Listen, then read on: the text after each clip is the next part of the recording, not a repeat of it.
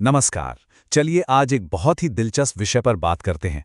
हम हिंदू अग्नि अनुष्ठानों में हर बार गूंजने वाले एक शब्द स्वाहा के प्राचीन पौराणिक इतिहास को गहराई से समझेंगे। आज के इस विश्लेषण में स्वाहा के पीछे छिपे प्रेम, युद्ध और उस ब्रह्मांडीय अग्नि के रहस्य को खंगालेंगे जो शायद हम में से बहुत कम लोग जानते हैं। सोचने वाली बात है ना कि पवित्र अग्नि अनुष्ठानों में सबसे ज्यादा बोले जाने वाले इस शब्द के पीछे का असली रहस्य आखिर है क्या। मतलब दुनिया भर में इसे करोड़ों बार जपा जाता है ना। फिर भी इसके पीछे जिस देवी की इतनी गहरी और अद्भुत कहानी है, वो आज भी ज्यादातर लोगों के लिए बस एक अनसुलझी पहेली ही बनी हुई है। तो पहले भाग ब्रह्मांडीय अंतराल और ब्रह्मा जी की रचना में एक खामी पर आते हैं। देखिए, स्रोत बताते हैं कि सृष्टि के बिल्कुल शुरुआत में एक बहुत बड़ी समस्या थी। इस चरण दर चरण प्रक्रिया को देखते हैं, ये उस ब्रह्मांडीय समस्या को एकदम सटीक तरीके से समझाती है। होता क्या था कि मनुष्य पूरी भक्ति से आहुति देते थे। वो आहुति अग्नि तक पहुंचती भी थी, लेकिन उसके बाद क्या? बीच में एक बहुत बड़ा खालीपन था। कोई ऐसा संचालक था ही नहीं जो ये पक्का कर सके कि ये आहुतियां अपने अपने देवताओं तक सही सलामत पहुंच रही हैं या नहीं। अग्निदेव ने लोगों के बीच एक संदेशवाहक का काम तो जरूर किया, लेकिन उनके पास वो सटीक ज्ञान नहीं था जिससे आहुतियों को अलग अलग देवताओं तक सही पते पर पहुंचाया जा सके। अब किसी संचालक के बिना क्या होगा?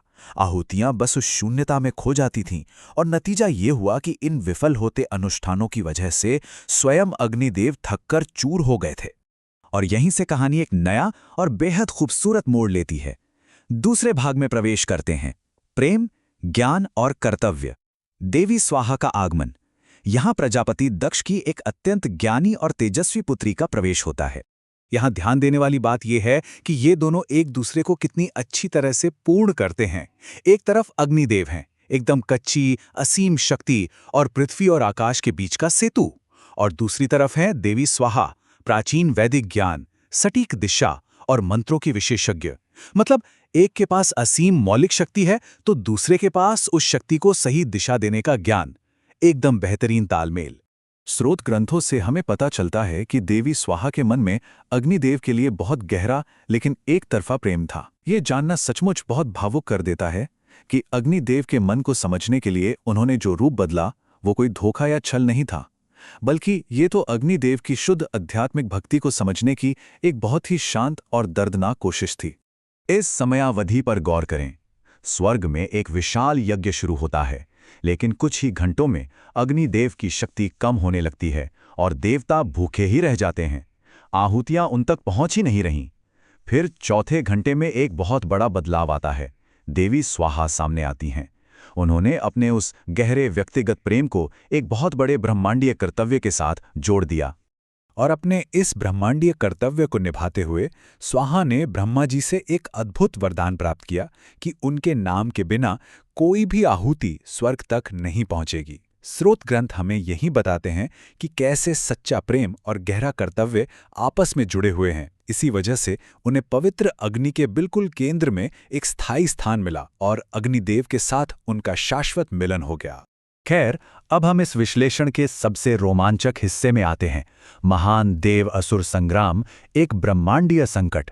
यहाँ ये सुंदर प्रेम कहानी अचानक से पूरे ब्रह्मांड के अस्तित्व को बचाने की एक बहुत बड़ी लड़ाई में बदल जाती है। दिलचस्प बात यह है कि इस कहानी का एक भाषाई आधार भी है। अगर हम स्वाहा शब्द को तोड़ें तो सु का मतलब है उत्तम या शुभ और आहा का मतलब है आहुति। मतलब इस शब्द का शाब्दिक अर्थ ही एक उत्कृष्ट और शुद्ध आहुति है ना कमाल की बात? ये ब्रह्मांडीय संकट तब खड़ा हुआ जब एक बेहद शक्तिशाली दैत्यराज ने पवित्र अग्नियों को बुझाने वाला एक अस्त्र हासिल कर लिया। इससे देवताओं की शक्ति खत्म होने लगी और पूरे ब्रह्मांड में हाहाकार मच गया। सब कुछ विनाश की कगार पर था। ऐसे में ब्रह्मा जी ने इस बढ़ते हुए अंधकार को रोकने के लिए एक आखिरी, सबसे विशाल अग्नि अनुष्ठान का आदेश दिया। और इसी महायज्ञ में वो निर्णायक मोड़ आया जिसे हम यहाँ देख सकते हैं। जैसे जैसे देवी स्वाहा ने एक एक विशिष्ट देवता का नाम पुकारा, सोम, इंद्र, वरुण, सूर्य, उन्होंने बहुत ही व्यवस्थित तरीके से देवताओं के पूरे समूह की शक्तियों को वापस लौटा दिया। हर आहुति सीधा अपने सही निशाने पर जा लगी।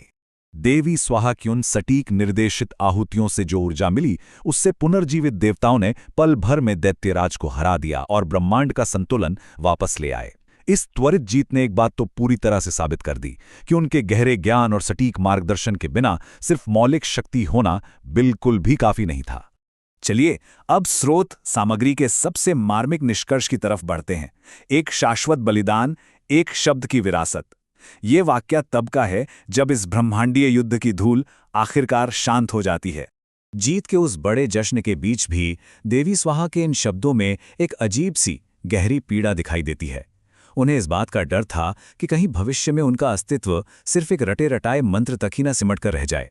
उन्हें लगा कि शायद लोग इसके पीछे का वो प्रेम और त्याग भरा इतिहास पूरी तरह से भूल जाएंगे।